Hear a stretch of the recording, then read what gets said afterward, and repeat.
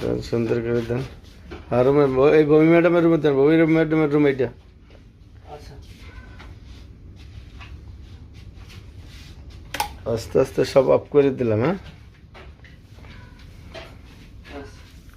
ঠিক আছে, এখন একদম ওই মাথা পর্যন্ত করিয়া জি তাই এবার নামাজ কালাম পড়িয়া আবার ওই নূতনটা বিকেলে খাওয়া দাওয়া করিয়া হ্যাঁ নূতনটা কাজে লাগবেন, ঠিক আছে?